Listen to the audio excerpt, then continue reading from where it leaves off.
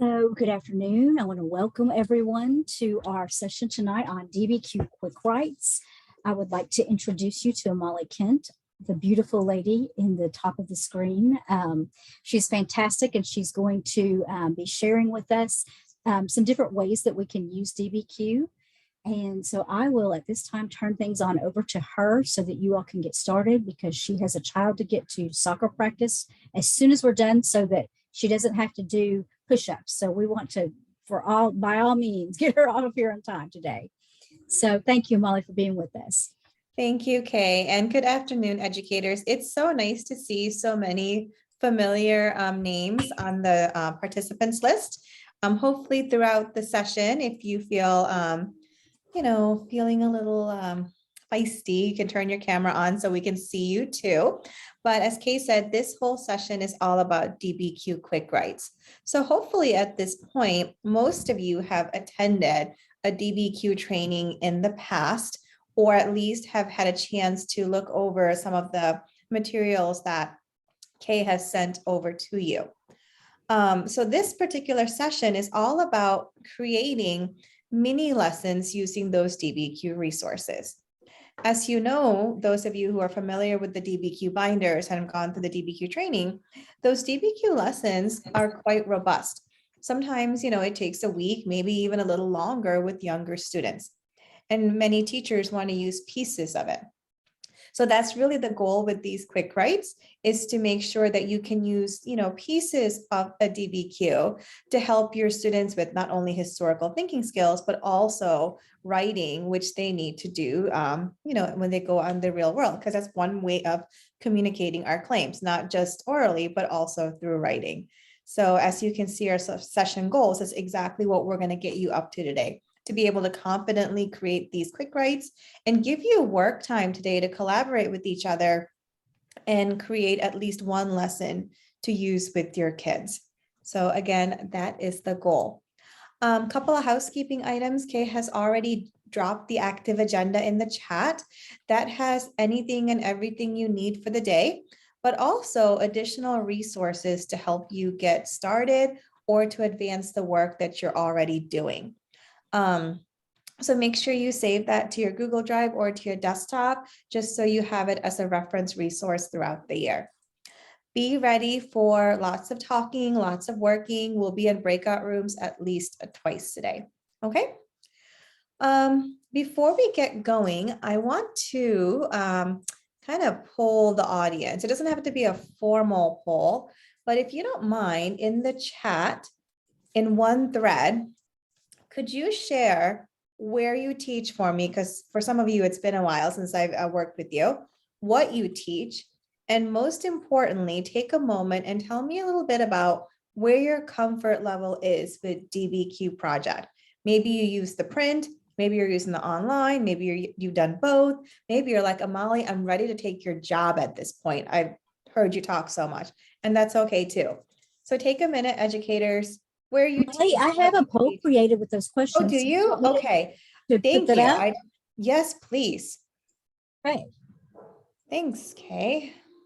So look at us. We were well prepared for this. You told me to do this. I told you. It was through at KCSS, and I totally forgot we did this. And yeah, and while we're launching the poll, if you could just tell me in the chat where you teach and what you teach, that will be perfect. Thank you so much.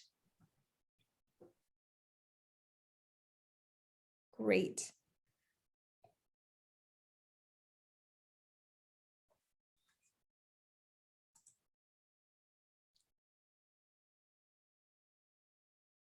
And I'm going to keep throwing that agenda in the chat, because I don't know, every time that little bell rings, I think somebody else is coming in, they may need that. So if you see it a couple of times and you already have it, just ignore it.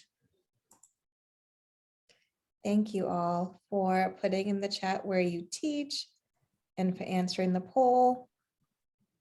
That will kind of help me with the pacing a little bit too.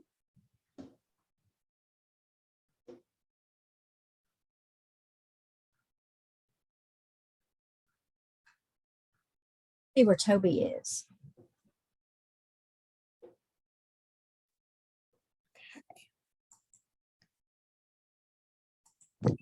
Finishing up tennis practice. Gotcha. It looks beautiful there.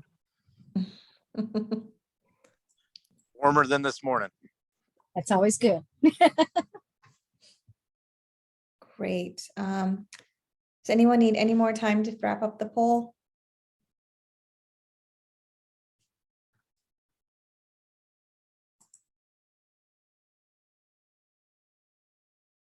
In the poll at this point, do you feel it's like we're all over the place?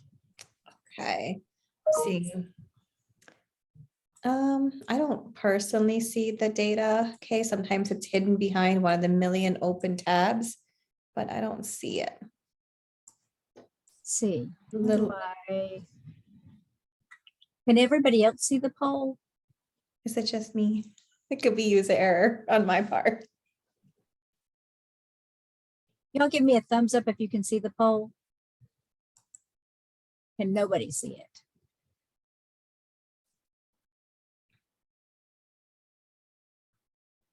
Okay, well, I'll just tell you what it says. So we have, I can see it, Kay. I just can't see the results. oh, okay. So how do I share that? All right, well, here are the results. We have about 18% of us are brand new and eager to learn. 21% are somewhat familiar. 29% are familiar with print. And then 32% are familiar with both print and DBQ online, probably because we've done that some here. So I looked up how to make sure I got the poll in here, but now I'm going to have to go look up how to make sure everybody can see it. Yeah, that's weird because normally, like right after you do it, there's a share button. So that's weird. It just says end poll, and that's the only thing that's on there. So I don't know. No. They've changed the way that the polls are in Zoom. I noticed that today. That's why I had to go look up how to do it. So I'm not sure what's going on. Well, I joke, but it's not a joke. As educators, we have the flexibility of Olympic gymnasts. So no worries. We'll just keep moseying on through. So educators, thank you so much for sharing kind of where you're at with your comfort level. And Kate, thanks again for launching the poll. After I hit end the poll, it says share the results. Oh, but I had to end it first. So can you see it now? yes. I can see it. Okay, Yes. There you go. See, we're learning. It's a process, but we're in it together. They have So- completely changed the way the polls are done in there. So I was like, I don't know how to do this. I got to figure it out. So I apologize. No, you're good. Thank you. But we'll know for launching. next time. All right. We good to take that away? Is that good? Yes, ma'am. All righty. All right, so great educators. Thank you so much for sharing that with us. So what I want to do before we get into the DBQ quick writes is get everyone on the same page when it comes to the DBQ methodology. Because regardless of whether you're using one of our elementary binders or one of our, econ binders, the lesson design is the same, which those of you who's been in the training before know it's called our 6-step method. And if you go through a whole lesson, it can very easily in middle school take a week, right? High school, you can probably push through a little bit faster, but this is the lesson design. So what I want to do next is I'm going to show you like a 5-minute video of what a lesson looks like from beginning to end. And then we'll mosey on into what our task at hand is creating these mini lessons or these DBQ quick writes using parts of the DBQ lessons. So let me hit play. Hello, this is Chip Brady with the DBQ project. I'm here to walk you through a DBQ or mini-Q Is the sound coming in okay? Beautiful. to make it clear what our 6 steps in teaching a DBQ is. And I'm going to start today, and we're going to look at the World War II exercise on Pearl Harbor. Go to the mini-Qs in World U.S. History Volume 2. We're going to find the Pearl Harbor mini-Q, and I'm going to preview this one. And then when you go into any mini-Q or DBQ, there's always a cover page which has the analytical question, the DBQ question, very heavily bolded in large. You have a visual usually that you can click on to kind of examine with students, and you have an overview and a list of the documents. In this case, you have about 5 documents that the students have to handle. There's a lot to do on this page, but this is not officially part of the DBQ project method. That starts when you go to the next page, which we call our hook exercise. In this particular DBQ, we have a quote from 1924, almost 17 years before the attack on Pearl Harbor, which was a Japanese reaction to the Senate's Treatment of the Immigration Quota Act. And there's a lot of historians who look at this as something as an underlying, deeper kind of cause, which led to some militarized sense within the community of the Japanese military. But it's a great document for kids to look at together, and hook exercises they get in pairs, they deconstruct it, and you can see a lot of interesting parallels to then and to today actually in here. Second step of our DBQ, after they do the hook, is the background essay.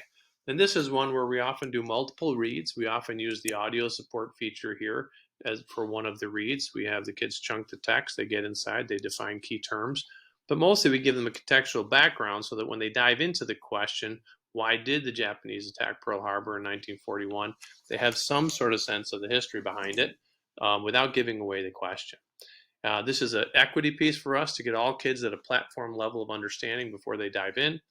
And once they actually do deconstruct the essay, there are some versions, if you assign the EV version, where there's some text-dependent questions that you could use to help guide students through this. This is an optional page for students if you want to keep it in here.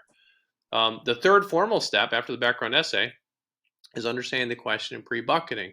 In this case, we always ask the same three questions. What is the question? What are some terms that need to be defined? And also then rewrite the question in your own words. On the teacher side, we give you a little hint of where we want the students to go. And this is a pretty straightforward question to deconstruct. So what were the reasons Japan attacked the United States at Pearl Harbor in 1941? We want to really zero them in on the task. And then once you do that, we basically have this thing we call pre-bucketing, which is a generic sense of predicting the categories of analysis. Even though the students don't know the documents or even the answer to the question, they can kind of guess that this is going to be about reason 1, reason 2, reason 3 for the Japanese deciding to attack Pearl Harbor. And on the teacher side, we kind of guide you to this. Again, this is generic, but now the students have a purpose to read, to look for certain things and cluster together a couple documents, create a reason 1 and give it a label. And that's the goal. Now, the bulk of the exercise is when you get into the document analysis, and here you can see 5 of the pages are these. And so let's dive into that with step 4 of our process. So this is kind of a typical textual document. It's kind of curated and edited. It's from the Japanese way of the subjects, which was taught in Japanese schools in 1940 and 41. And it was a discussion about the status of the emperor and the Japanese compared to the rest of Asia. And there's underneath each document in the EV version, we have document analysis questions. We always have a source. We often have a note and we have a document letter, but we also have an EV version with the document analysis questions. We hide those in the clean version, so students have to ask the source their own questions if you think they're capable of doing that without the scaffolding. Real important to note that next to each document analysis document, there is a teacher side with a ton of content notes and teaching tips that you can bring over to that side if you feel like you're a teacher markup tool in the online. So as you look through the documents, you can see we have a mixture of charts, maps, visuals, and the maps and the charts always pop up like that. And as you go through, you can see that there's a lot of data here to collect. This is one on particular on the exports and imports and the embargo.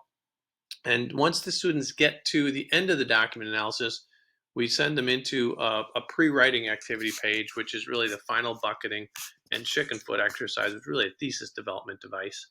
And what we do in the final buckets is we have them basically come up with reasons themselves and then put the documents in there and then create a text, a multi-pronged thesis statement.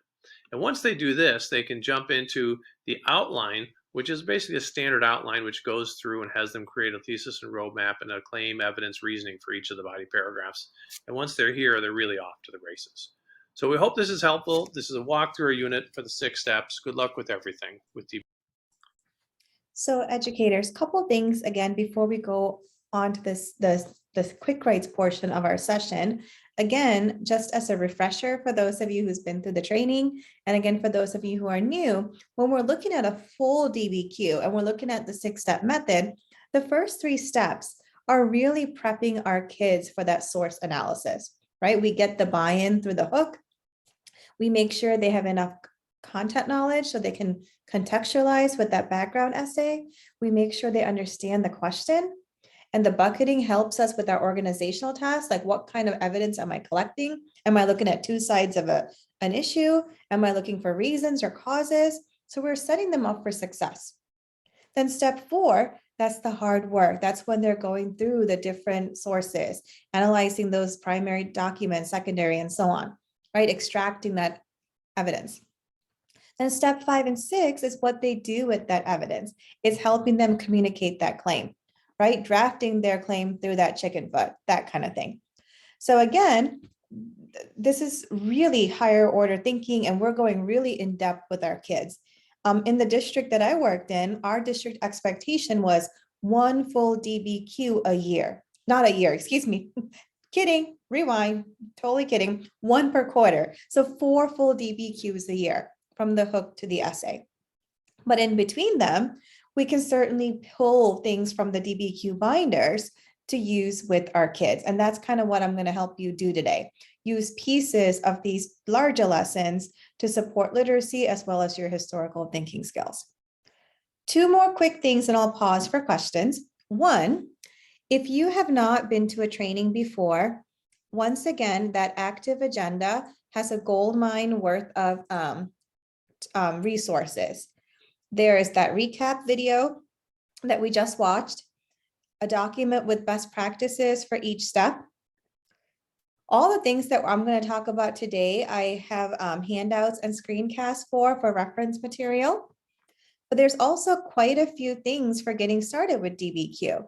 So if you haven't attended a training, we have free webinars that you can attend at any time that you want. If the times don't work for you, you can actually ask them to do one during your PLC, and it's free. We're happy to help. So just letting you know that you have these resources. And those of you who's been using the online system for a while, I also put our summer updates here for you. That way you can kind of see what's new. There's some great new things that we've added to the platform. Last thing, if you, let me backtrack and give you a little bit more context. So the KEDC, Kay and Jim and the wonderful team there, they're like Oprah, okay? It's like, you get a binder, you get a binder, you get a binder. And they have purchased, in the last couple of years, binders for you all, which is amazing. But with that, our team at DBQ have given complimentary access to the online platform for a year with it. So hopefully you all have access to the online at this point. I know our tech team has been working on it. There's a few sites that we never heard back from. So later, when you log into your own DBQ online platform to create the DBQ Quick Writes and you're going, I don't have a DBQ online account, what I would recommend is sending an email to support@dbqproject.com. Feel free to CC Kay and myself and let them know you're at the KEDC, your district, your school, and tell them that you don't know how to log into DBQ online, and they can send you the welcome letter, or they can be like, hey, we've called your IT folks, we haven't heard back. Can you give them a little bit of a nudge so we can get you on the system also?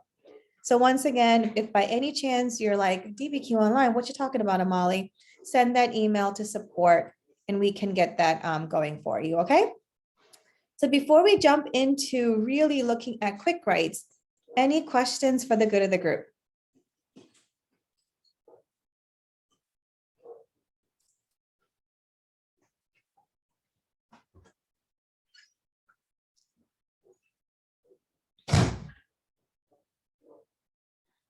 Does everyone have access to the agenda? Do I need to put that back in the chat for anyone? I will, just in case. Okay.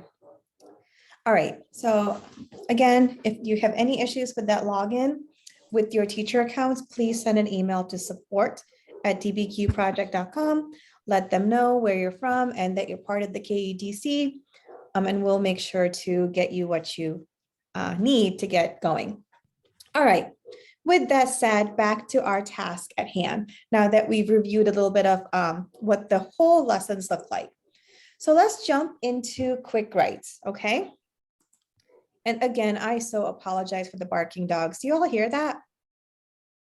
Hopefully not super loud. Okay, so what is a DBQ Quick Write? So educators, DBQ Quick Writes are basically mini lessons. Some teachers call them daily DBQs. They're short 1 or 2 day DBQ type lesson that uses on maybe one or two specific skills. You're using basically part of that big DBQ, but it always ends with a short writing task. So you're probably going, well, why writing, Amali? Like, why can't we do something else? Well, the reason is our mission and our core beliefs, the writing is a big part of it. We truly believe that as you write, your own thinking gets clarified. So we want to give the students an opportunity to write, even if it's as simple as summarization, but we do want to give the kids a chance to write. So that's our reason for ending with the writing task. So why would you use a DBQ quick write instead of those big DBQ lessons? Well, first, every time we do a giant DBQ, it takes a long time. A giant essay takes a longer time to grade. So that's one reason, just to save yourself a little bit of time. It's also a great way to introduce part of the DBQ project method. Again, practice some of those historical thinking skills like sourcing or corroborating. And just to get use of more of that binder, right? Maybe if you're only using 4 of those units, well, what about all those great sources that are sitting there untouched? Okay, so that's kind of the reason behind it. What we're going to do next is we're going to look at a few different examples of DBQ quick writes, and then I'm going to give you all a chance to collaborate and create some as well. So with that said, I'm now going to ask you to do the hardest thing that I'm going to ask you to do today, which if you've done a training with me virtually, you know exactly what we're about to do, which is log in as fake kids to my DBQ online classroom so you can see some sample DBQ quick writes. So educators, I'm going to walk you through this. It's about a 3-step process. And please feel free to tell me, Amali, slow down, and I can certainly do that and repeat whatever you've missed. So first thing I need you to do is, if you're currently logged into your instructor DBQ online account, take a moment, educators, and log off. And I'll give you a second to do that.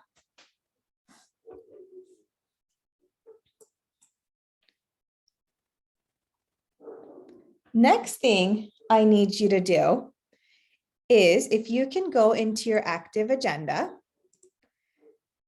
and if you scroll towards where it says DBQ quick writes, you'll see a link that says trial student accounts. If you click on that, it'll take you to an Excel sheet where you'll find your name. When you find your name, you should see a username and a password. So educators, if you could for me, jot down that username and password somewhere. Everyone's username starts with my name, Amali, followed by a certain number. And then your password is basically the same number, but with DBQ in front of it. So take a moment, jot that down. And you know what? Hold on one second. I see that the numbers on the bottom are incorrect. So hold on one second. If you're Leah, Sarah, Julie, or Zach, hold on one second, okay? So sorry. I'm going to fix that real quick.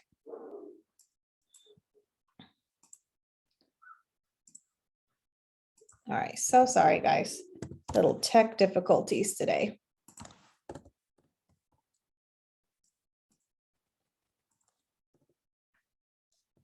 You did say direct login, correct? Yeah, I haven't yet, but that's exactly where we're going to go. Yes, ma'am. So if you're logged into your DBQ online account as a teacher, log out. And then, hold on, I'm almost caught up. Sorry, Kay and I modified this list last minute, and I think I did it a little too fast. Okay. You know how sometimes you multitask and then you're like, oh, I multitask terribly today. Okay. Great. So educators, hopefully you found your username and password. If by any chance you haven't, please let us know and we could give you one. So what you're going to do next, now that you have a username and a password, is you're going to go to your internet browser. I recommend using Chrome or Safari. And you're going to go to dbqonline.com. Once again, dbqonline.com.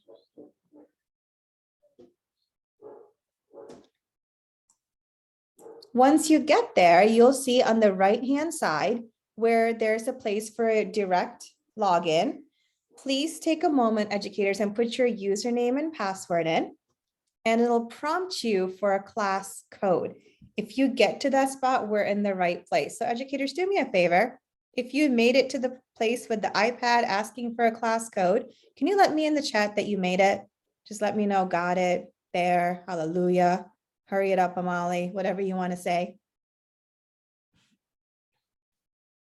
And if you're driving or something like that, no worries, just be safe.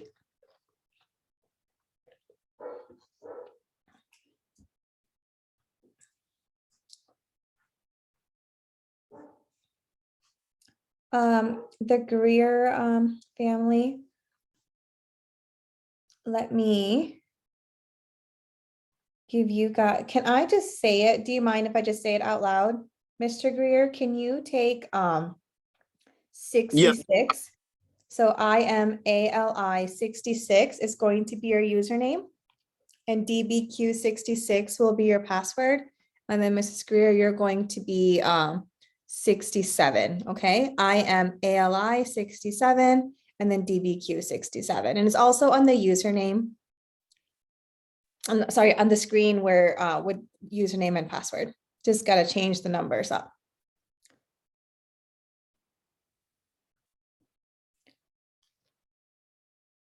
Sure, Kayla, why don't you take 68, IMALI 68, and your password can be Amali 68. Okay. It's exciting when we get in the 60s and the 50s in a session. That's good. Whoever is logging in from the iPhone, it may not work well with an iPhone because we're not optimized for an iPhone, but you should be able to, not all the features will work. So yours is going to be 69. So IMALI 69, and your password will be DBQ 69. Okay. No problem. All right. So for those of you who are ready for the class code and waiting patiently for me, thank you. Our class code for, it's on that chart too, or in that Excel sheet, but it is NZXVY.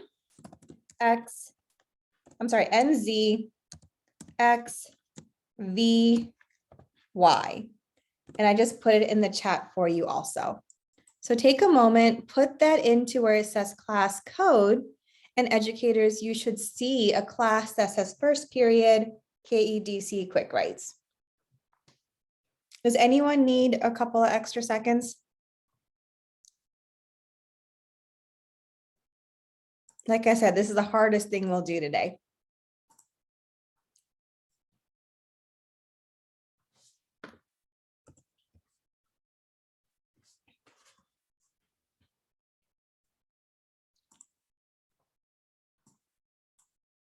All right. So educators, if you could just for a moment, join me back on the Zoom screen. So we're all on the same page. I'm going to go through one of these quick writes with you, and then we're going to look at the other quick writes in small groups in breakout rooms. But the first one we're going to look at together. So I'm looking at this DBQ online class that you've joined. I see only about 19 of you on. I just want to make sure everyone else isn't struggling. I mean, totally understand if you're driving, but just want to make sure that you all are able to log in. So I'll just wait for a couple of seconds.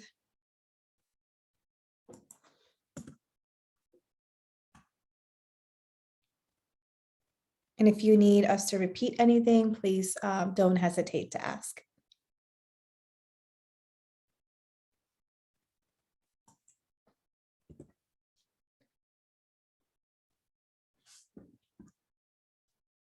Okay, so I'm just going to go ahead and kind of continue on. And if you need help, just let us know. So educators, if you're looking at the Zoom screen, the first quick write session we're going to look at, or the quick write sample, is going to be this lesson on the United States going to war with Mexico? Now, if we're going to do the whole DBQ, our question would be, was the United States justified in going to war with Mexico? And we would look at 4 different documents. 2 documents from the Mexican side and 2 documents from the American side, and the kids would write this essay answering the question. But for our quick writes purpose, we're going to do just one quick little mini lesson with this particular quick write. My focus skill, I have 2. They're going to be map reading and also perspective. So those are the 2 things that I'm trying to really hone in on with this mini lesson. Map reading, because I don't know what age groups you guys teach, but man, my kids struggled with maps. And perspective and point of view is so important in history as we're looking at events, right? And our question is, why is it important to consider multiple perspectives? So I'm not going to go through this map as closely as I would do with my kids, but if you could take 30 seconds, educators, look at the map, look at the note, look at the key, and then we'll do a couple of things together.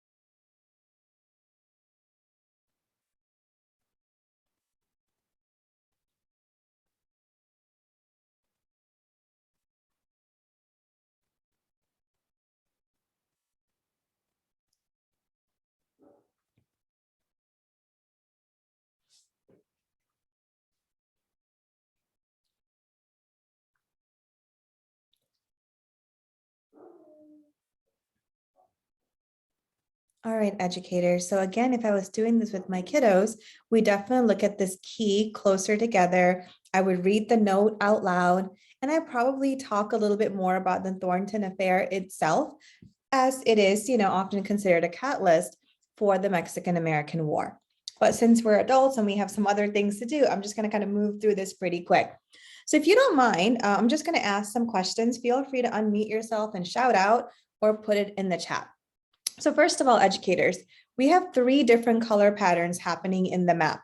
Hopefully I'm not colorblind, but the top, we have the gray. What does the gray represent, educators?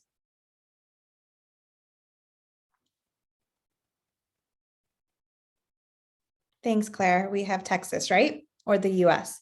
Okay, orange? Mexico. Yes, ma'am. Thanks, Leah. Okay, and then we have this land in the middle with the stripes. What about that? Disputed territory. Yes, ma'am, Jessica. So we have this disputed territory, right? So we have both sides who claim it's theirs, right? It reminds me of my brother and I over the remote when we're watching TV, or that middle space when we're driving, right? When my parents are driving, and we both claim that middle space is ours, so we can kind of lay down on a car ride. So yes. So we have this event that happens where Seth Thornton and the US Army is in this disputed land, and him and his 70 soldiers are quote unquote attacked, right? And it happens on this disputed land. So I'm just going to ask you guys these questions, if you don't mind, just as I would do in the classroom, and then we'll go from there. So first question, what river did Texas and the US believe was the proper border between Mexico and Texas?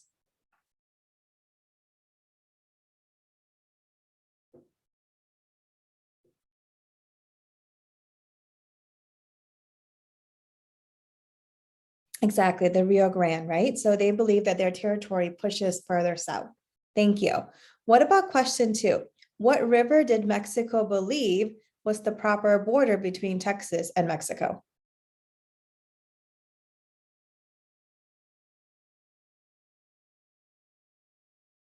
Yep, so the Nueces River, right? Perfect. So they believe that their territory stretches much more north. And last question, where were General Zachary Taylor and Captain Thornton's soldiers attacked?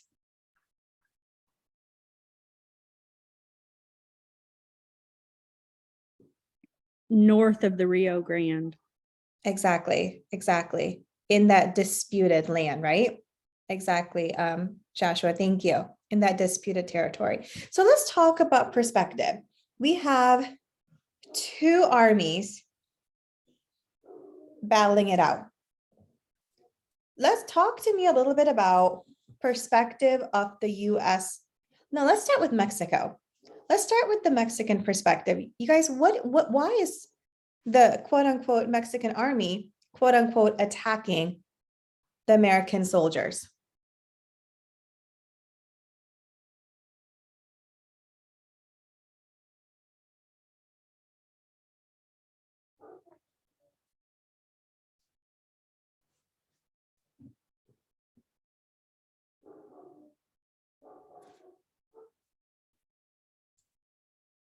Exactly, Claire. So they think that they are in Mexico, right? Yeah, exactly, David. They're protecting their land, right? You have someone coming into your territory with armor, soldiers. They're defending, quote unquote, what's right. Now, this particular event causes quite a bit of things, including James Polk having this big speech to Congress and this war starting. How would Americans consider these 70 soldiers that get attacked? And we're talking 16 of them dying based on that note. How would America see that event?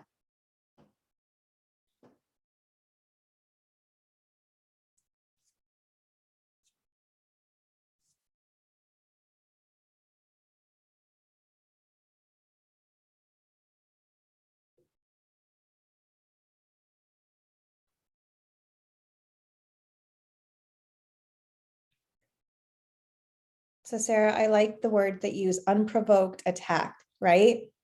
Some of you saying this is an action that results war because you attacked our troops on our land. Good. Travesty, I love it. Jessica, thank you. So this is such a simple exercise to do, right? Because really we're kind of getting the kids to talk about perspective. And if you're using like SHAG resources, like those sourcing prompts, like who's the author, why did they write it, what were, like all those things you can certainly bring in too, and remind them of these conversations as we go into other events that are a little bit more harder to look at, right? Where the cognitive demand is a little bit more.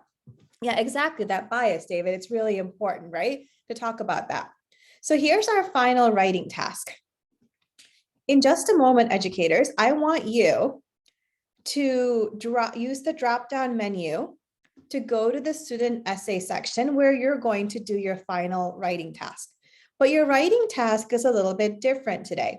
I'm going to, scroll so you can see it. Instead of writing a paragraph or a description or even like a quote unquote traditional claim, you are going to make a claim here in a minute. I want you all to create 2 tweets. And the reason why I'm using tweets is because look at even you guys use Twitter a lot, right? I know I use Twitter more often than I did like 10 years ago. Did Twitter exist 10 years ago? But I definitely use it more now. Let me backtrack. I want to share a personal story if that's okay with you. I'm Sri Lankan. And I don't know if you've been watching the news, especially like towards like the spring and summer, but there was a whole lot going on in Sri Lanka with the government, and it was a big mess. But a lot of the news channels weren't really reporting it. But if I was on Twitter, I could follow the Sri Lankan channels. I could see like the videos and the footage right from the ground. So it's a place that a lot of us go to these days to, just to stay informed. So if I could have you do the following task for me, I want you to create 2 tweets, and your criteria is on this blue Post-it. Each Twitter handle should show me that it's either a pro-Mexican newspaper or a pro-American newspaper. So think about your Twitter handle, right? Then you need to have a little description of what happened. Think about the language that you're using that'll portray again what perspective that you are writing from, right? So once again, you're going to write 2 tweets. And the whole idea is that you're a journalist, right? And you're writing about the Thornton affair to your audience. Make sure your Twitter handle shows your side, American or Mexican. And it needs to accurately portray that event and perspective. So take a moment, educators, on that next page, write your 2 tweets. And on the bottom of the screen, go ahead and click on where it says send to teacher when you are done. And then we'll have a couple of people share, and then we'll look at a few more examples of quick writes.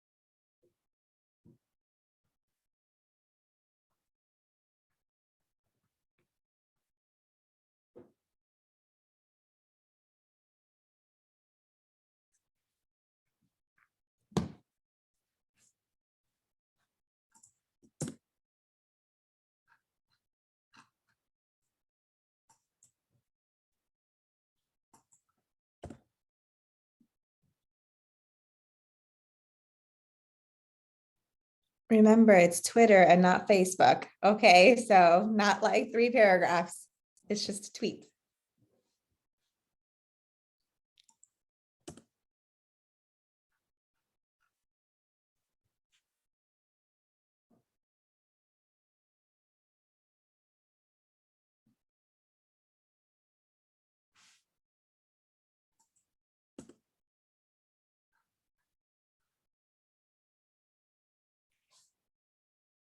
And once again, when you're finished, on the bottom of the student essay page, there's a send to teacher button. So go ahead and send that to me, and that will let me know that you're done.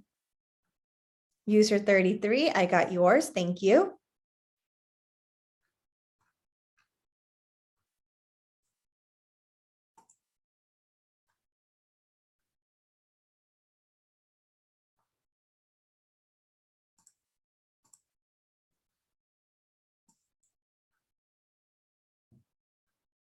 And that was Melissa. Thank you, Melissa.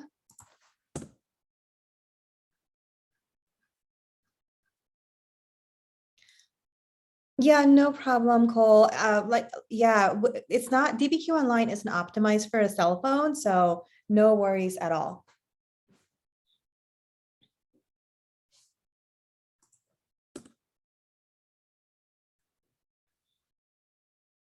User 14 and 9, I see you. Thank you.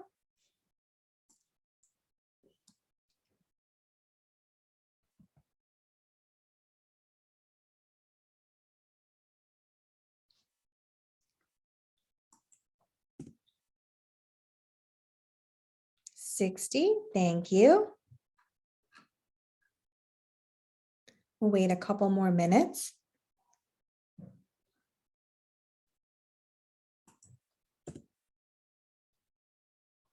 $01 and 36, thank you.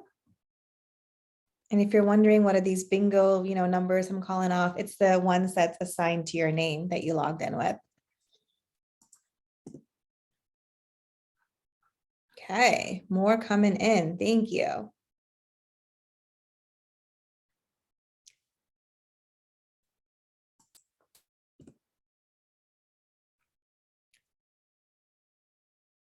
$14, $10, and $9. Thank you very much. By the way, if I'm using the actual, if I'm in an actual classroom, I would see my kids' names, so I would know who has turned in the assignment to me at this point. And what's also nice, for those of you who are done and just kind of watching the screen, you can always, as the teacher, go and collect those writing pieces too.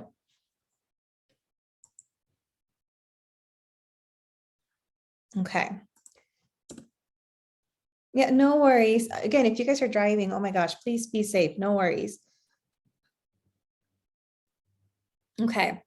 Last 30 seconds to finish your tweet.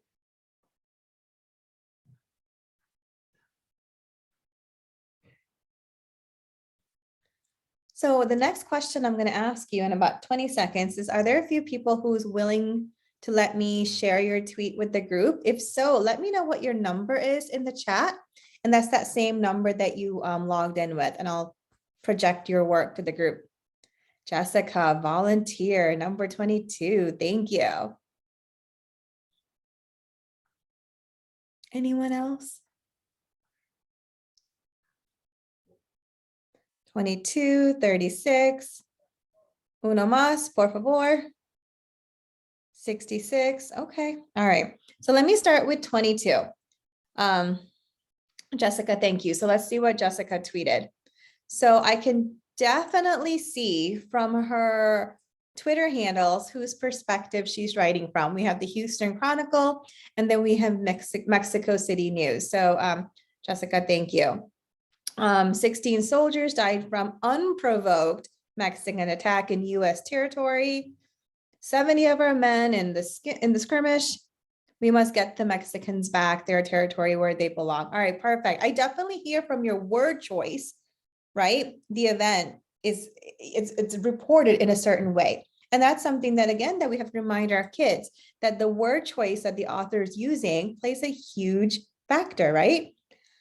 Great. Thank you so much. Let me go back and pick a different one, 36. Let's see.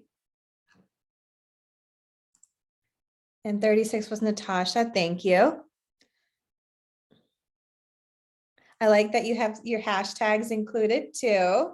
Entitled brats got what they deserved. Hashtag stay on your land. Good. Perfect. Thank you so much. Let's do one more.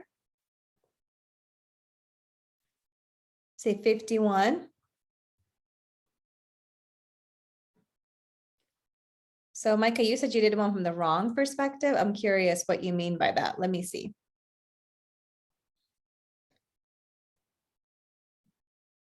$51.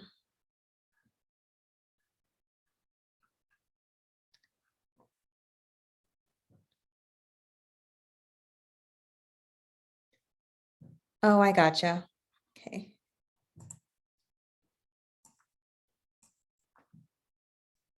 Oh, I see. Instead of reporter, you were just kind of reporting it like you're like an eyewitness. Okay, perfect. So I see from the text, bigger in Texas is your handle. I love it. They attacked us for no reasons, killing 16 of our men. Great. So again, educators, it's just a very simple lesson using one tiny page from a giant DBQ to help kids practice map skills and get the conversation started about perspective. Now, I remember while you were doing that, I was Googling James Polk's actual speech to the Congress, and he used words like our territory shed blood on our fellow citizens on our own soil. So very strong language that was used, very similar to you all. So again, educators, this is just one example of DBQ Quick Writes. So what's going to happen next is we're going to look at 4 more, okay, my bad, not 5, but 4 more examples of DBQ Quick Writes. But I'm going to give you all a break from me talking and give you a chance to look and report back. So what's going to happen in about a minute or so, we're going to open 4 breakout rooms. If you're in breakout room 1, you're going to look at a quick write on the question about climate change. If you're in breakout room 2, you're going to look at the quick write on World War I. And we'll repeat this. breakout room 3, you're going to look at a DBQ on Hammurabi's code.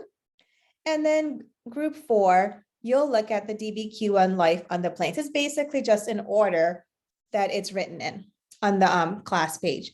So here's what you're going to do when you get to your breakout room. You'll be in your breakout room for about 7 minutes, and you're going to take a moment, if you can, turn your camera on, say hi, all those good, polite things, and then select a person to share the screen and one person to kind of report out to back to the group. Okay. And what I want you all to do is have a discussion on the following. First, look at the DBQ quick, right? And have a discussion about what parts of the 6-step method or the DBQ is actually being used. So we're trying to think about the metacognition behind creating these lessons. Prompt 2, how's this unit been modified? Like, how did I, the teacher who made these, modify this lesson? What's the focus skill or focus skills? And what's our writing task? Is it a summary? Is it a description? Is it claim, evidence, reasoning? What's our task? So again, be prepared to tell us a little bit about your unit, but most importantly, when you report back out, what parts of the DBQ or the 6-step method was used? How was the unit modified? What are the focus skills? And what is our writing task? I believe Zoom does allow us to share this into the breakout room, I think. But if not, it might be helpful for you to take a quick screenshot of this so that you know what the prompts are. So I'll wait a minute so you can take a screenshot. And then we'll open up the breakout rooms for you to discuss and be ready to report back. But first, are there any questions on the task at hand? Now, Molly, I also typed up those questions, so I will shoot them into each breakout room. Okay, you're amazing. Thank you. Whereas, and we I just have need a- 4 rooms, correct? Yes, ma'am. I have a training in Miami. You want to come? Just kidding. Yes. Yes. All right. So educators, will open up the breakout rooms in just a moment. You'll be in there for about 7 minutes. If you're done sooner than that, let us know and we'll bring you back earlier so you can have some more work time on the next round. All right. Thank you so much, and we'll see you soon.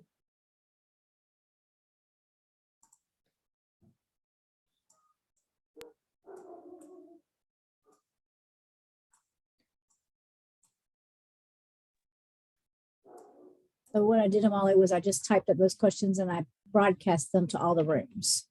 Okay, perfect. Thank you, Kay. Usually like on my Zoom account, because I'm not the host, when I have the share option, I see an option that pops up saying share to breakout rooms. So not a big deal. And thank you for doing that. Grace. And the 2 that are unassigned are me and Steve. Say it again. I have 2 that are not assigned that are me and Steve. We've got several that have not joined, but I wonder if they're driving. And No, that's what Megan- I'm wondering too. Megan said she had to drop her child off, so that may be what the situation is. Several of these. Educators, you might see your breakout room invitation hidden behind a window too. Sometimes that happens.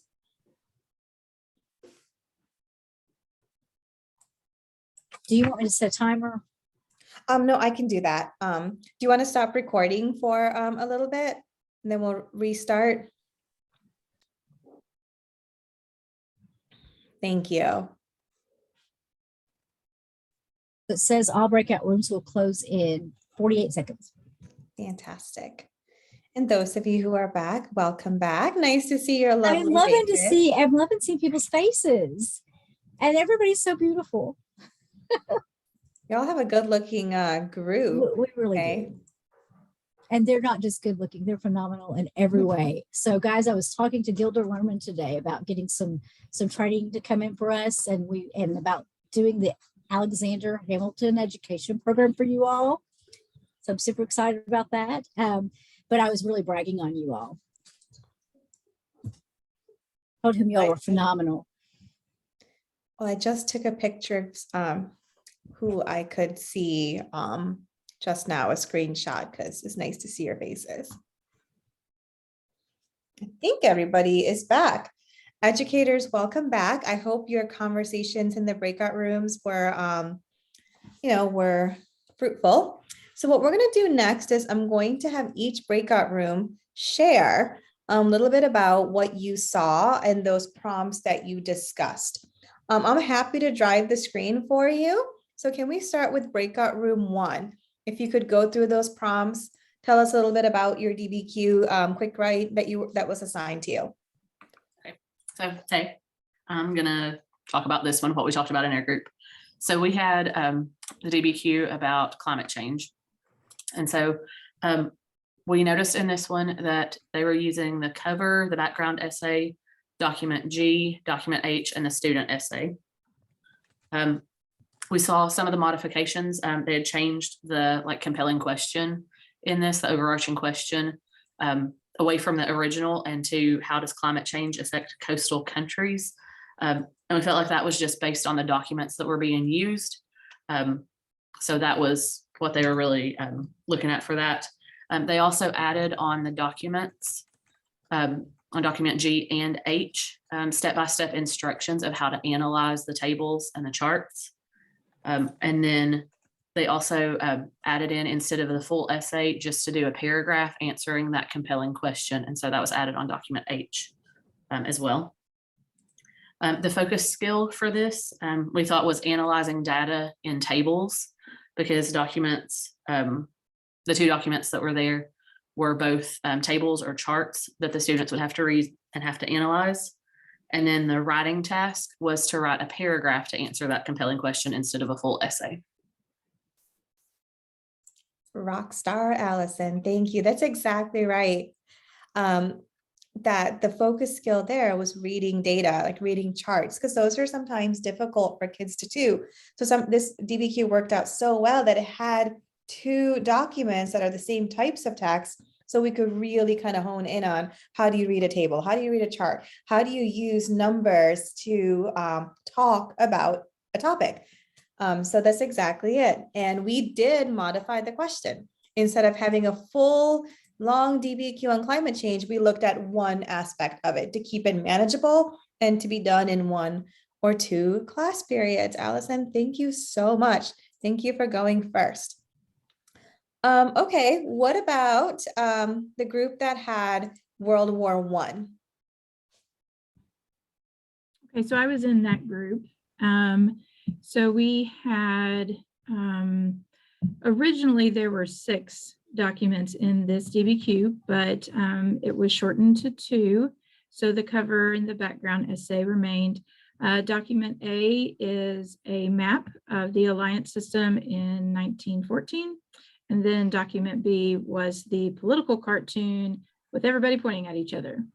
And so we decided that the tasks, or whatever the focus skills that they were looking at, were first map reading, but then also with the political cartoon, analyzing that political cartoon and looking at all the different pieces of that. And so then they would, from this, on the right-hand side there, they would then write a paragraph specifically about the alliances, because we know there were many contributing factors to World War I in the beginning of that. But looking at these 2 particular documents, they're honing in on just the alliance system and how that led to the war. Melissa, well done. Thank you so much. That's a really great explanation. And that's exactly it. There are multiple causes for World War I, but we're really focusing on alliances. But more importantly, with the content, we're practicing the skills of looking at non-textual documents, right? We have a map and an image. How can we, again, use this to answer questions? So exactly. And our final task is that writing that paragraph, claim, evidence, reasoning, but not writing a full essay. So this format is one of the most common formats for a quick write, where we give the background reading because that context is so important. And then we're looking at maybe 1 or 2 documents to answer 1 question. And the way that I chose the cover to be alliances is I'm focusing on a bucket. Right? So if we have alliances, militarism, imperialism, nationalism, I'm focusing on 1 bucket. And that's what they're going to write about. So Melissa, once again, thank you so much. Molly, I have a Um, question. Yes, ma'am. So was that group 2, first of all? Yes. Okay, Claire wanted me to let you all know she did not ditch you. She got kicked out. And also, so if you only had the print version, could you just address maybe how you would do this same thing if you only had the print version? And you can do that when we get done with all of the reports. I just thought that may be something that somebody might need help with. Absolutely. I'll show you exactly how to do that when we jump into creating quick writes. It's easier with the online, but it can absolutely be done with print also. Thank you for reminding me, Kay. All right, group 3, you had Hammurabi's Code. Little bit of a different quick write.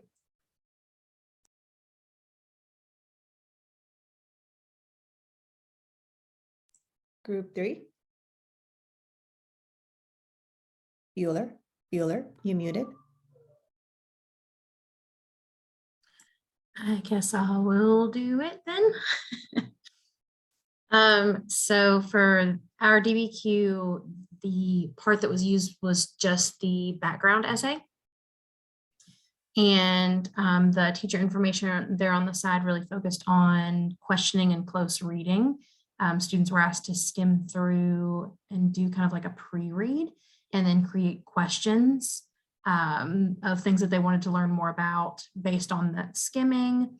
They were asked to, go through and have multiple reads for different purposes to see if they could answer some of the questions that they asked, as well as to highlight important details, because the writing task was to create a summary of what they had learned from the background essay. That's exactly right. I didn't catch who was talking, but thank you very much. Who was that? Leah. Leah, thank you very much. And that's exactly it, right? When we're talking historical thinking skills, especially if we're talking SHAG, we have sourcing, we have corroborating, we have contextualization, and then we have close reading. So that's exactly what the focus was here. Let's read this multiple times, trying to extract that essential info. And let's also focus on how do we create questions? What are some easy ways to create, supporting questions if we have this giant topic, which on this case is Hammurabi and his life. So thank you. And our writing task was indeed just a summary. But summarization is so important because they have to do that in the larger essays also. Before we go into group 4, I want to show you an example that I forgot to turn on when I created this class, but that was, hold on one second. Here's one on the Trail of Tears. Let me scroll a little bit, see if I can find it.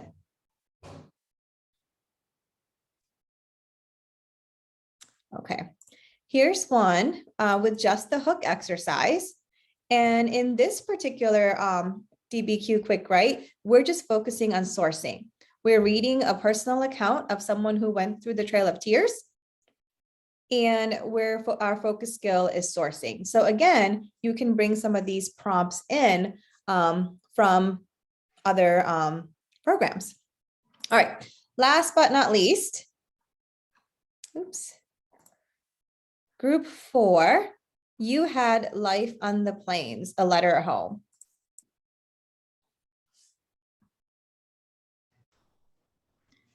So we said that the hook was the only thing that was used in this particular assignment. However, it did have the step 4, which was analyzing documents as well, because it was a picture in the hook. The other things that were asked about what the task was, it was to write a letter home from the perspective of someone in the photograph. So yeah, I think that's about it. Thank you so much. I realized when I turned this one on, I didn't make this particular quick write, that my colleague who made this accidentally put the wrong rubric in the platform. But that's something else, educators, that you can do is within the DBQ online platform. If you're looking at my screen, you have the ability to create your own rubrics. That way, you can assess truly what you want them to be able to do. It doesn't have to be the long DBQ rubrics that we have provided for you. You can certainly take a piece of that rubric to assess something like claim, evidence, reasoning, or whatnot. So before we transition over to how to create DBQ quick writes, any questions, comments, anything like that? And thank you for those of you who volunteered to present. You gave your colleagues a break from me yammering. I know this is a crazy comment, but I'm one of the drivers right now. And a shout out to my group. They described every single thing to me so that I could contribute. That was great. Thanks. Love it. That's awesome. Teamwork makes the dream work. Okay, anything else? Sweet. Okay, so educators, what I want to show you next is how to create one of these DBQ quick writes. I'm going to show you how to do this online because that's really the easiest, but then we'll talk about how you can do this with the paper as well. Okay, so I am in my DBQ Online teacher account, and in a little bit, when you go into your breakout room for the second time to create your own quick write, remember you need to log off your kid account and build in your actual teacher account, okay? But if you want to take a screenshot of any of those Post-its I've created, feel free to. Okay, so hopefully at this point you have your classes created for those of you who's using the platform. And for those of you who haven't, I did put a quick start guide on that active agenda, but creating a class is very easy. You simply just press this button on the left that says add class. It's that easy, and you name it whatever you want. And every time you create a class, you get that class code, which you share with your kids, just like I shared with you. And that's how they self-enroll in your class, similar to Google Classrooms. And once they do that the first time, they'll never, ever have to mess with it again. And all these things I'm sharing with you, you have available via screencast on that active agenda. And even how to create DBQ quick writes, I have for you as a screencast as well. So to add or to create a DBQ quick write, of course, you want to go into your DBQ binders and peruse and see what content is coming up.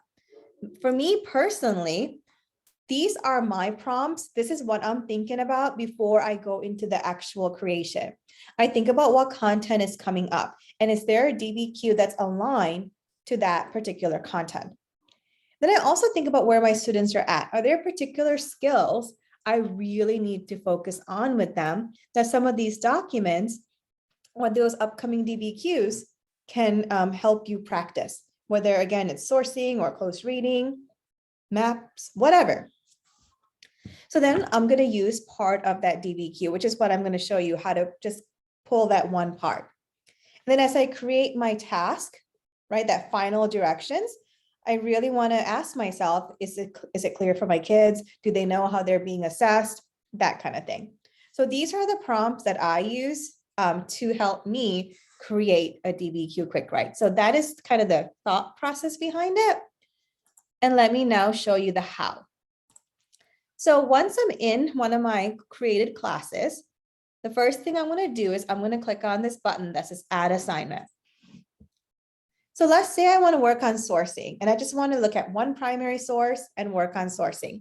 So let me go to that unit on the Trail of Tears. It's in US Volume 1 New, which is one of the new binders that came out this past spring. And I'm going to scroll till I find this lesson on the Trail of Tears. Remember from our previous conversations, we have the EV version and the CV version, and the difference is that the EV version has those guided questions for the actual documents. So I'm going to go with the Trail of Tears, and I'm going to click on Assign.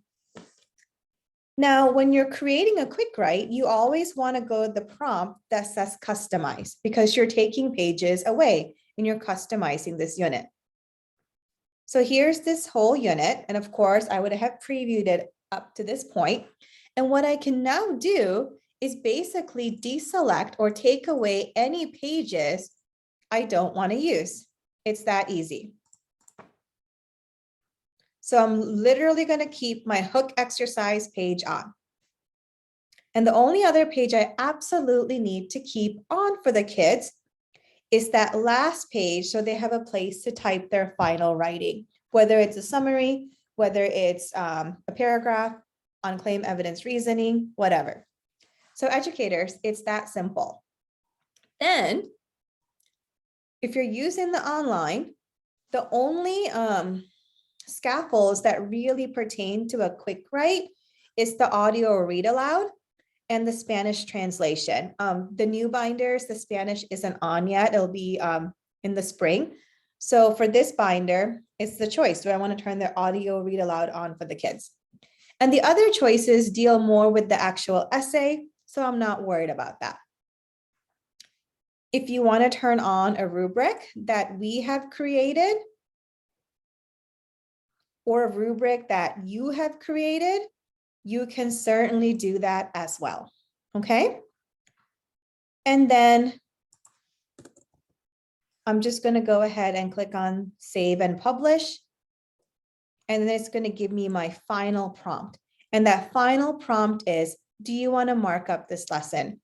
Yes, I absolutely do. That's how those blue Post-its got there. So let me click on Add Markups. I'm going to go to the hook exercise.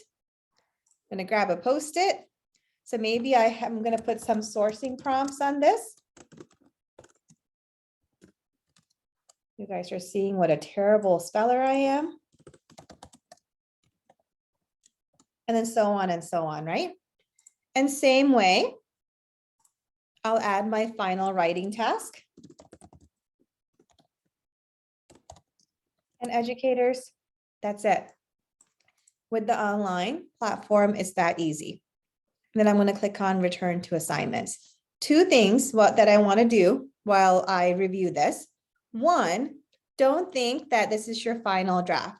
Let's say you started something today and you didn't finish. Even when a lesson is live, you can go back and edit your markups. So I can add more. So don't feel like you have to, have it all done today, or that it's the final. Like sometimes in third period, we're like, this lesson's not going so well, right? And the other thing I want to show you, this is a brand new update, that if you're from the same district, okay, not the same school, but same district, you can also share that assignment with your colleagues. At the moment, I do not believe you can share it with teachers from other districts yet. It's something we're working on. You can try it, but I don't think that update has been released. But you can certainly share with each other in your same district. So if you make a US history lesson and your best friends at the high school across the district, you can share it with that teacher as long as they have the online platform as well. Okay? Questions on the online before we talk a little bit about the paper version?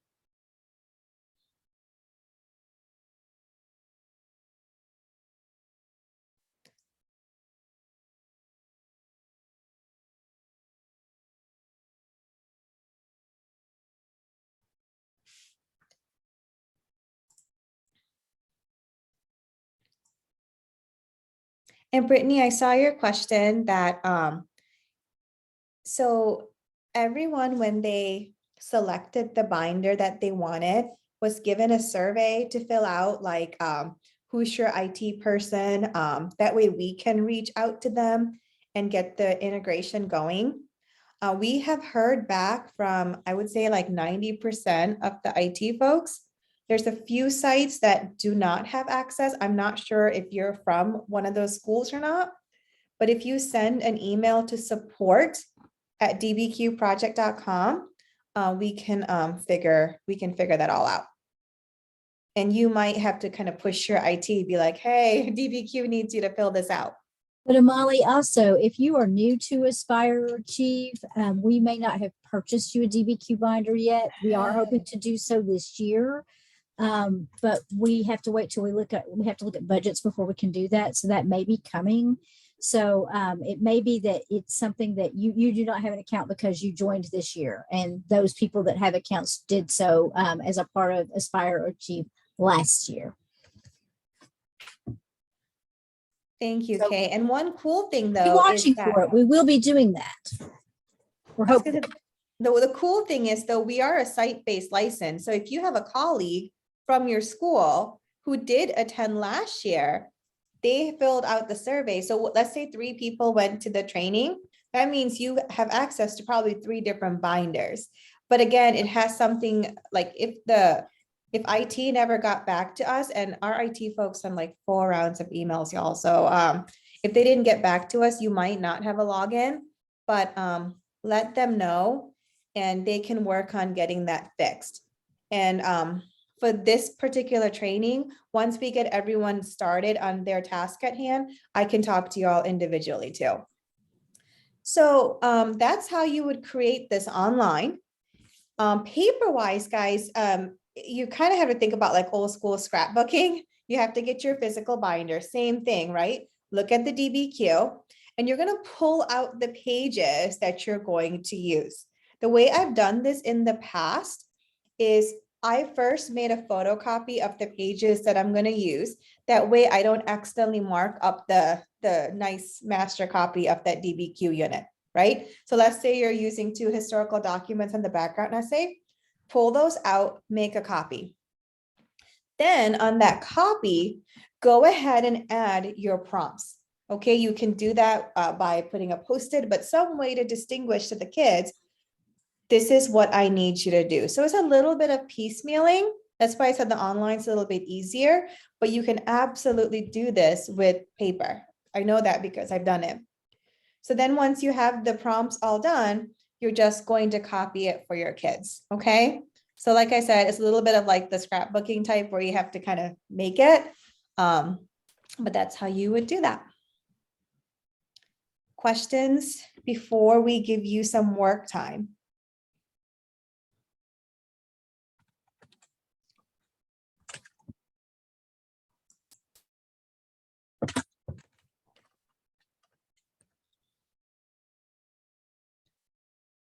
Okay, so what's going to happen next is Kay and I are going to open up some breakout rooms according to grade level. You can go into those rooms. You can choose that breakout room. So if you teach 7th and 8th grade, you can choose a room to go into. You're welcome. That way you have someone to kind of talk things through. Look at your teacher account, right? Look at the DBQs coming up. And just take that time to create your quick write. You might have time to create more than one. And if you're from the same school, you can certainly make 2 and share it with each other as well. One thing I am going to ask though, if anyone finishes one, that you take a few minutes to maybe share kind of where at least your thought process behind what you made. Okay. And I'm happy to come into the different breakout rooms and be a thought partner as well. Any questions on the task at hand? Molly, I also created an elementary room because we have a few elementary teachers on here. If Yeah. you don't want to go to that elementary room, feel free to join in the 6th, 7th, or 8th grade rooms.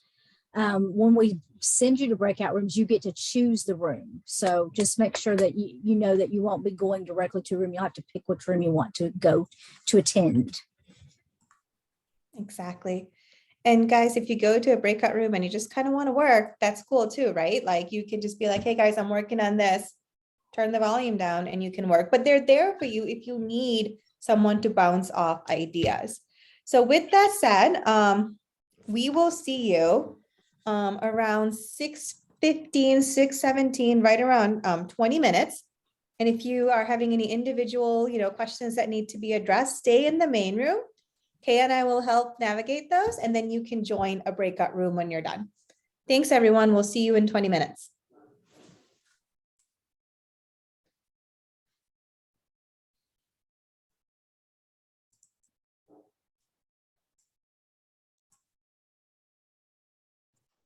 So I have emailed the support because I don't have the online access.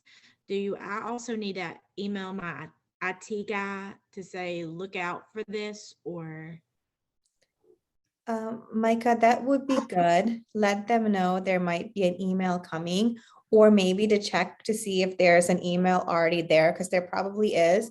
Maybe in promotions, maybe in spam, because we are a vendor and sometimes those things do get filtered. IT might be done for the day. They might be gone for the day. So it might be something that they may not be able to get to till tomorrow. But what I can do for you right now is give you a trial account so you can at least log on to the system and you can at least look to see what's coming up. Do you want me to go ahead and do that?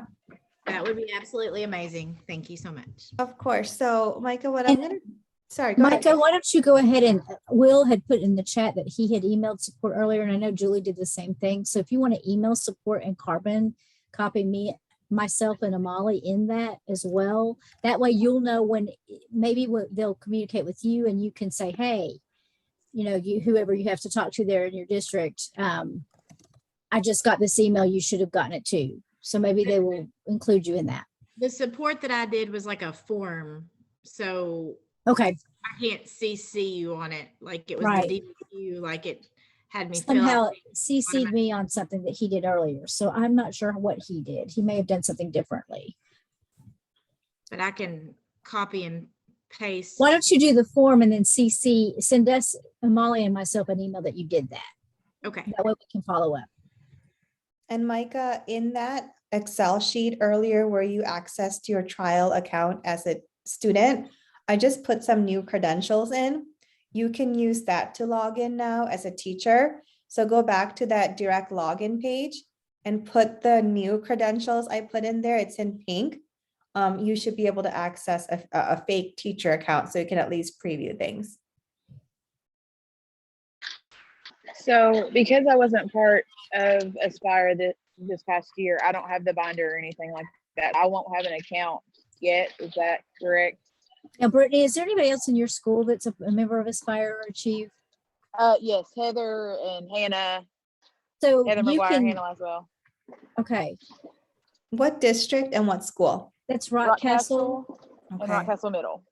Let me look real quick to see what your login Because is. if they have that district license, you'll still be able to do that. Oh, Yep. perfect. I'm looking right now.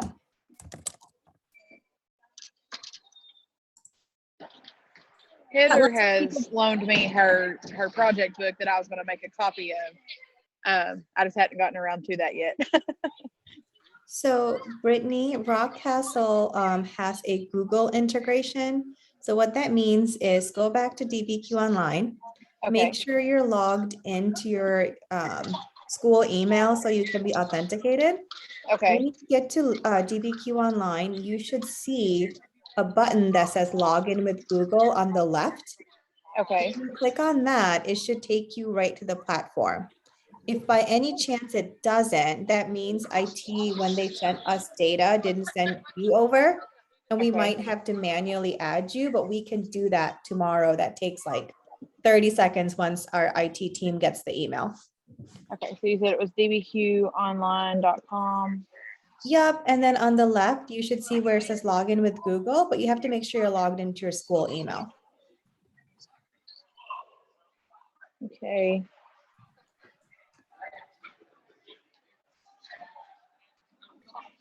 Okay, it takes me to a student dashboard there. Okay, so that means when they send over the teacher rosters and stuff for us last year, Uh-huh.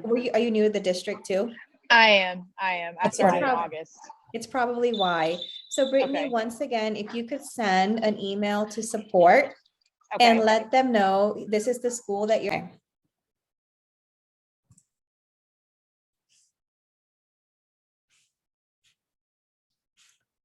And Kay, do the participants, if they want to share their screen, have that ability? Let's say that again. If the participants, if one of your educators wants to share their screen to show their quick write, are they able to do that? Yes, Okay, cool. I believe so. Let me just double check that. I'm changing it to multiple participants can share. So Thank you, ma'am. should be good. Perfect. I think we have almost everyone back. Says like 11 seconds.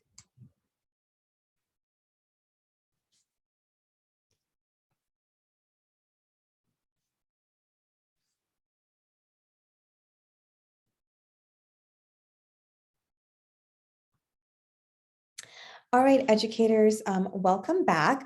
I hope you were able to utilize the 20 minutes that you had to begin working on your quick writes lesson and hopefully collaborate with each other. As I mentioned, again, if you're from the same district, you do have the ability to share these lessons with each other to kind of, share the workload. So what I'm hoping you would do, at least a couple of you, is to take a moment and share the DBQ Quick Write lesson that you created. You're welcome to share the screen or just kind of tell us what you did. So yeah, let's just have a little bit of a genius hour time and give you guys a chance to share.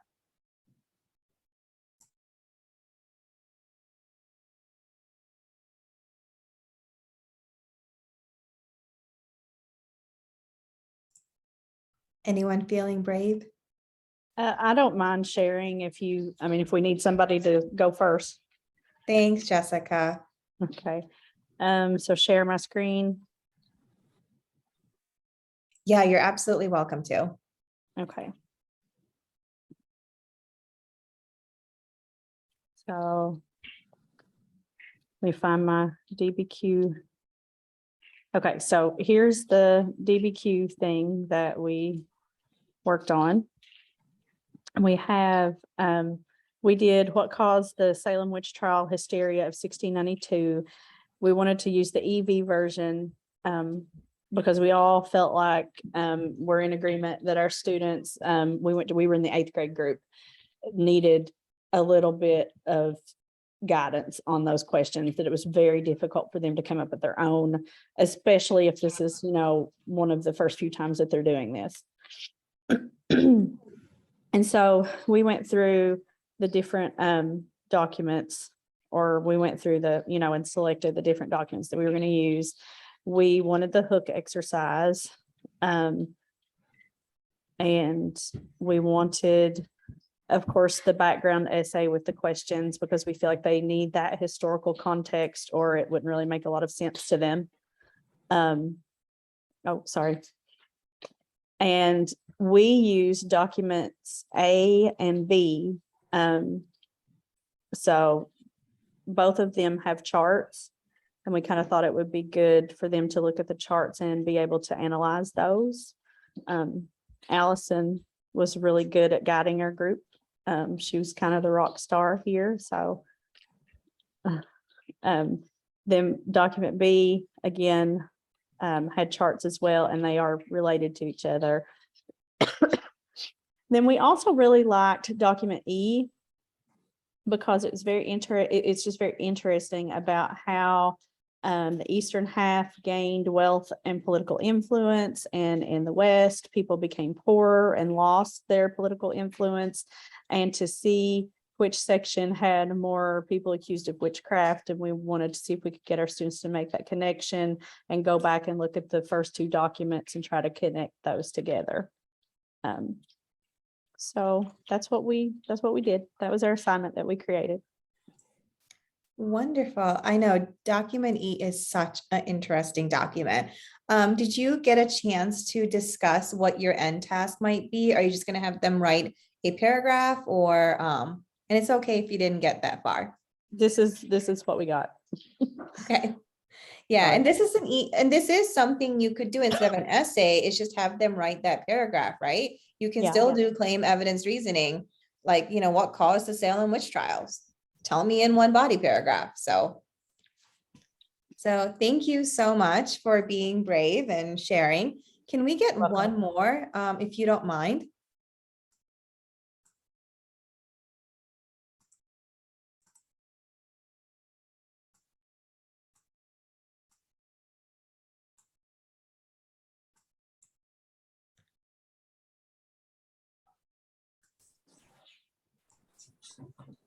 Hey there, this is Miss Hadley, Cole Hadley.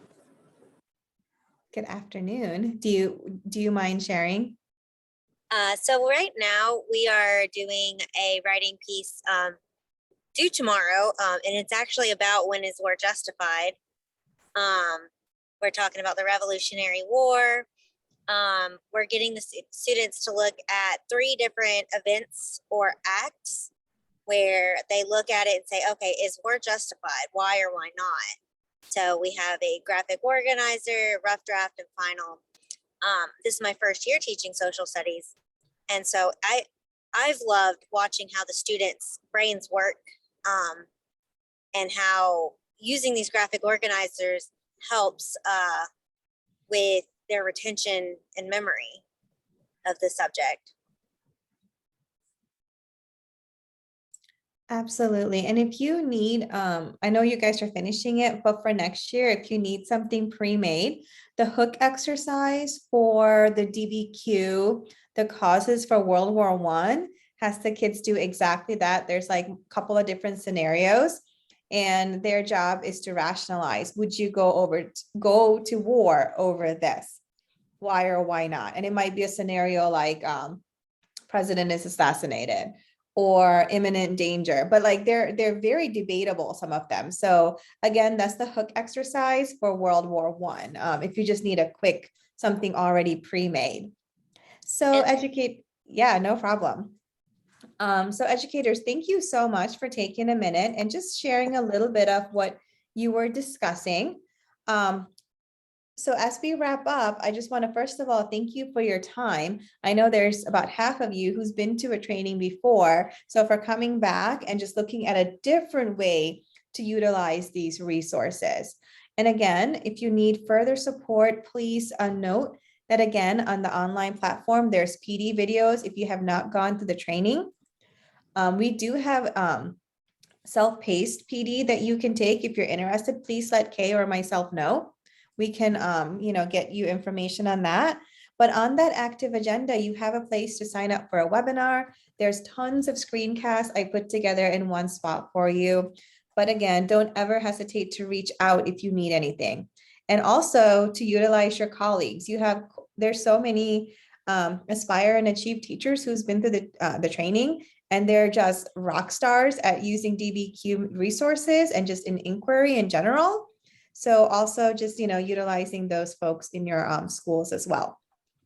So as we wrap up, I just want to kind of loop back to why we're doing this, right? This is not easy, this type of thinking, but through these DBQ lessons, we're preparing our kids for these performance-based assessments, not just the state assessment, but really assessments beyond just grade level assessments. And we know as educators, we want our kids to leave our classrooms being able to think critically, right? Being able to question, being able to communicate their claims and analyze all sorts of news and writing and be able to understand what they're reading and hearing. So I just kind of want to end with that thought on the importance of why we do what we do. So again, thank you for having me back. I hope you're feeling empowered to use the DBQ resources that Kay has so kindly and generously purchased for you. Even if it's not 2 arms, maybe at least just 1. And if you need help to get this other arm up, let us know, as I mentioned earlier. Kay, is there a survey that they need to do? So I put the sign-in and evaluation in the chat. It is also at the bottom of your active agenda. And don't forget to tweet for us. And then Amali, do you want to tell them really quickly what the DBQ thrash out that's coming up, kind of give them a little just teaser about what that might look like? I love it. A teaser. Yes. So next week, right? 1 week from today, we have a second session on the DBQ thrash out. Just did this same session at KCSS. So last time I was at the KEDC in person was in 2019. And with us having virtual sessions, we haven't been able to go as in depth as we did when we were in person for 6 hours. And one of the most fun parts of the DBQ lesson is the thrash out. It's where kids dialogue and debate and discuss content before they write. It can be a performance task as well. So what we're gonna do next week is we're gonna look at a DBQ and I'm gonna model a thrash out. How do you coach the kids through this conversation activity? And what they're doing through it is really talking their essay before they write it. So they just have just better quality writing themselves. So we hope you can attend. No prior DBQ experience needed.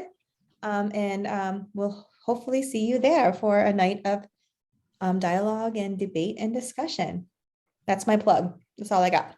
Awesome. Thank you so much. I'm going to let Amali go on and go because she has to get a child to practice, but I will stay on for a few minutes. I will stop recording. If you have any questions, just let me know.